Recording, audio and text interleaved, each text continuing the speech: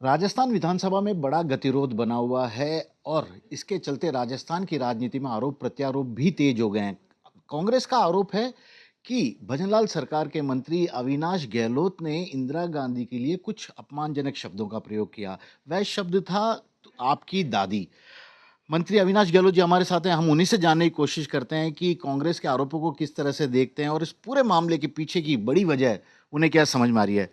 मंत्री जी, ऐसा क्या बोल दिया कि विधानसभा के अंदर के साथ-साथ सड़कों पर भी बवाल शुरू हो गया? देखिए, आपने कल की कार्रवाई को पूरा लाइव भी देखा होगा और पूरे प्रदेश ने देखा है कि एक सवाल के जवाब में जब पूर्ववर्ती कांग्रेस सरकार ने इंदिरा गांधी जी के नाम पर एक योजना रखी, योजना के अंदर ₹1 का एलोकेशन नहीं किया उन्होंने। मैंने विधानसभा में यही कहा कि आपने आपकी दादी इंदिरा गांधी जी के नाम से जिस योजना का नाम रखा था, लॉन्च किया था, उस योजना का लाभ लोगों को नहीं मिला क्योंकि आपने पैसे अलॉट नहीं किए थे उसमें। उसमें भजनलाल शर्मा जी की सरकार ने, उनको मैं धन्यवाद देता हूँ कि उन्होंने उसी योजना को लागू करते हुए 35 करोड़ रुपए का प्रावधान ये किया कि चरणबद्ध तरीके से राजस्थान के जिलों में हम लोग वर्किंग वुमेन हॉस्टल बनाएंगे। चूंकि भारत सरकार के अंदर केंद्र सरकार में महिला एवं बाल विकास मंत्रालय इससे स्कीम को देखता है। उन्होंने हमसे ये प्रस्ताव मांगे हैं कि पूरे प्रदेश में वर्किंग वुमेन हॉस्टल बनाएंगे, इसलिए इसकी जो डीपीआर है बनाकर बजट हमें भेज दीजिए ताकि हम सेंट्रल से दे देंगे। जब भी पैसा खर्च होता है उससे पहले उसकी लैंड अलॉट होती है। राजस्थान के 41 जिलों में 30 जिलों के अंदर लैंड अलॉट हो गई, 11 जिलों में प्रक्रियाधीन है। इन सब का डीपीआर बनाकर 165 करोड़ रुपए के प्रस्ताव हमने भेज दिए हैं।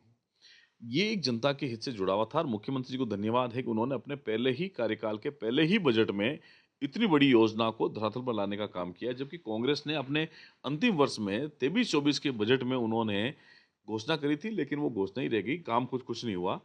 जब मैंने कहा, अब मैं ये कहता हूँ दादी के नाम से अगर उनको आपत्ति है तो सलमान खुर्शीद जी पर वो कार्रवाई करें, राहुल गांधी प्रियंका गांधी पर कार्रवाई करें जो इंदिरा गांधी को अपनी दादी मानते हैं और पब्लिक मीटिंग में उनको बोलते आए हैं। इंदिरा गांधी जी हमारे लिए सम्मानीय, उनके अपमान करने का कोई विषय ही नहीं है, ना कोई भावना है, ना मंतव्य है। लेकिन कांग्रेस का अंतर विरोध इतना गहरा गया है नेता प्रतिपक्ष और कांग्रेस प्रदेश अध्यक्ष के बीच में, ये उनकी वर्चस्व की लड़ाई बन गई है और गांधी नेहरू परिवार के लिए सबसे ज्यादा निकट कौन है, उनकी चापलूसी कौन करे, इस तरीके के बयानबाजी कांग्रेस के नेताओं के अंदर अंदरूनी कलह को दर्शाती है।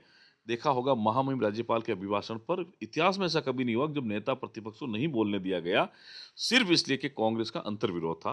कांग्रेस के दूसरे बड़े नेता नहीं चाहते हैं कि टीकाराम जूली जी जो आदरणीय नेता प्रतिपक्ष हैं वो बोले, अपनी बात रखें। ये ऐसा पहली बार हुआ है, ऐसा पहले कभी नहीं हुआ था। कांग्रेस से हो चाहे बीजेपी हो, वरिष्ठ नेता कभी भी वेल के अंदर आए हो या अध्यक्ष जी के आसन के पास एक में एक चढ़े मिनट हो। एक मिनट मंत्री जी, मैं वो सवाल पे आऊँगा। पहले ये बताइए, कांग्रेस वाले बार-बार आरोप लगा रहे हैं कि आपने इंदिरा गांधी शब्द का उपयोग कटाक्ष में किया था, तंज भरते हुए किया था। ये सम्मान वाले आदर से आपने लिया था या तंज भरे? क्योंकि ये वो उसी सवाल का जवाब जानना चाह रहे हैं। देखिए, कांग्रेस के 2023-24 के बजट घोषणा में एक स्कीम का नाम है Indira Gandhi working women hostel. जी। इसका नाम था, इसलिए मैंने कहा था कि जिस इंदिरा गांधी के नाम पे आपने योजना रखी, उस योजना में आपने कोई फंड एलोकेशन नहीं किया।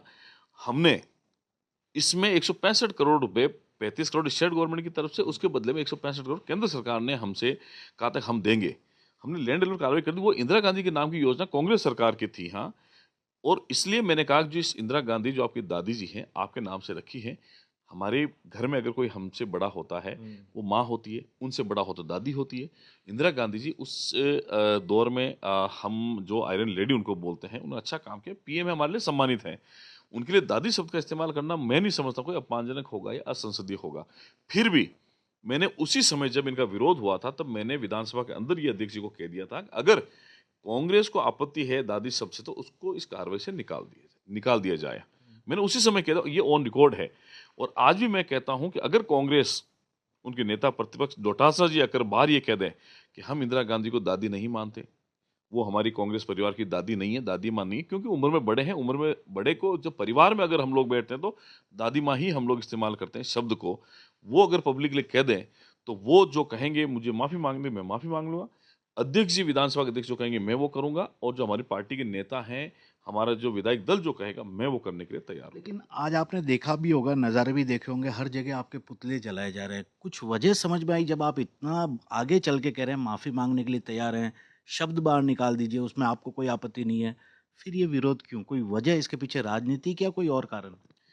देखिए, शुद्ध रूप से अगर बात करें तो पिछले 1 सवा साल में जो माननीय मुख्यमंत्री भजनलाल शर्मा जी ने काम किए हैं, ऐसा व्यक्ति जो प्रदेश की राजनीति में सरपंच से लेकर मुख्यमंत्री कुर्सी पर बैठे हैं, 24 घंटे में से 18 घंटे, 20 घंटे काम करते हैं, रात को 2 बजे तक कार्यकर्ताओं से मिलते हैं, प्रदेश की जनता की चिंता करते हैं, विकास के मुद्दे पर बात करते हैं, मंथन करते हैं। ऐसे व्यक्ति के नेतृत्व में राजस्थान आज आगे बढ़ रहा है विकास के मामले में। पूरे देश में आज पिछले सवा साल के अंदर राजस्थान को पूरे देश के अंदर नंबर 2 की पोजीशन पर विकास के मामले ग्रोथ रेट में लाकर भजनलाल जी ने खड़ा किया है। पानी की बात करें, बिजली की बात करें, रोजगार की बात करें, कानून व्यवस्था की बात करें, अगर इंफ्रास्ट्रक्चर की बात करें तो प्रदेश बहुत आगे तेजी से बढ़ता हुआ दिखाई दे रहा है। ये कांग्रेस की बौखलाहट है कि ये प्रदेश आगे नहीं बढ़ना चाहिए। मुख्यमंत्री जो काम करें उसमें कैसे बाधा डालें, रुकावट डालें, तो इस विकास के मुद्दों से हटकर एक ऐसे मुद्दे पर सदन का ध्यान हटाना चाह रहे हैं, भंग करना चाहते हैं ध्यान, जहां जनहित के मुद्दों पर चर्चा होती है। पहले भी गतिरोध हुए हैं, लेकिन अध्यक्ष जी की सहमति से और दोनों पक्षों की सहमति से सब कुछ ठीक निर्णय हुए हैं। कल हमारे जो वरिष्ठ मंत्री हैं वो भी गए थे। आज सुबह हमारे विधायक और गए हैं। अध्यक्ष जी ने उसी समय उनको बुला लिया था, लेकिन उनकी हठधर्मिता थी कि हमने काम गलत नहीं किया। अगर अध्यक्ष जी के आसन पर अगर आप लगा हाँ, मैं जाओगे, यही पूछ रहा हूँ, कल ऐसा क्या हो गया था विधानसभा में कि 6 विधायकों को सस्पेंड करने की नौबत आ गई और उसके बाद अशोक गहलोत जी ने एक ट्वीट किया है। उन्होंने ये बोला है कि संसद में जिस तरह विपक्षी विधायकों को बाहर निकालने की एक परंपरा शुरू हो गई थी, विपक्ष को बोलने नहीं दिया जा रहा था, राजस्थान में भी ऐसा ही हो रहा है। देश आगे नहीं बढ़ना चाहिए। मुख्यमंत्री जो काम करें उसमें कैसे बाधा डालें, रुकावट डालें, तो इस विकास के मुद्दों से हटकर एक ऐसे मुद्दे पर सदन का ध्यान हटाना चाह रहे हैं, भंग करना चाहते हैं ध्यान, जहां जनहित के मुद्दों पर चर्चा होती है। पहले भी गतिरोध हुए हैं, लेकिन अध्यक्ष जी की सहमति से और दोनों पक्षों की सहमति से सब कुछ ठीक निर्णय हुए हैं। कल हमारे जो वरिष्ठ मंत्री हैं वो भी गए थे। आज सुबह हमारे विधायक और गए हैं। अध्यक्ष जी ने उसी समय उनको बुला लिया था, लेकिन उनकी हठधर्मिता थी कि हमने काम गलत नहीं किया। अगर अध्यक्ष जी के आसन पर अगर आप लगा हाँ, मैं जाओगे, यही पूछ रहा हूँ, कल ऐसा क्या हो गया था विधानसभा में कि 6 विधायकों को सस्पेंड करने की नौबत आ गई और उसके बाद अशोक गहलोत जी ने एक ट्वीट किया है।